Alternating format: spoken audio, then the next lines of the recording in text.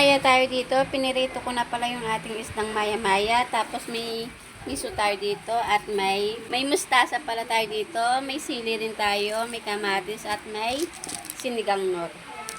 Ngayon ay magsisigang tayo ng maya-maya. Magsisigang sa miso tayo. Let's go!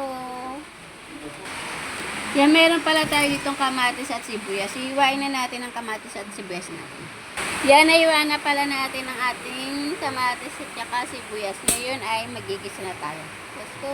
Yan, maglalagay na tayo ng mantika sa kawali. Then, igigisa na natin ang ating sibuyas.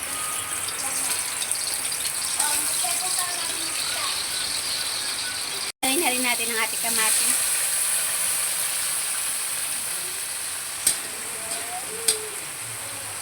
Lalagay na pala natin yung miso.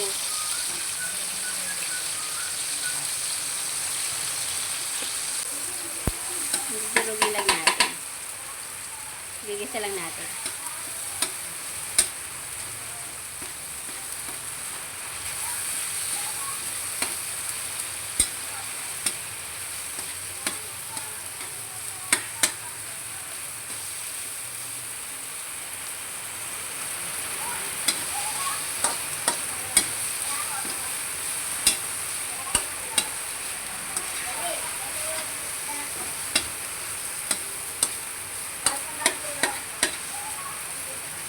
Maglalagay tayo ng tubig.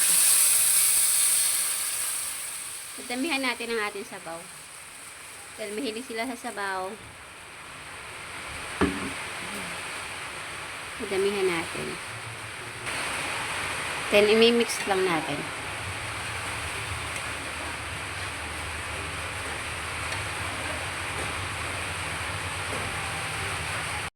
Na pala natin yung ating piniritong maya-maya. Ay.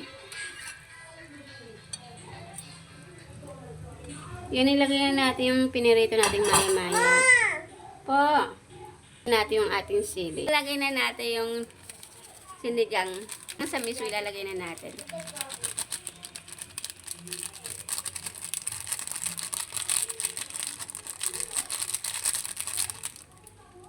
Yan, lalagay natin yung magic sarap.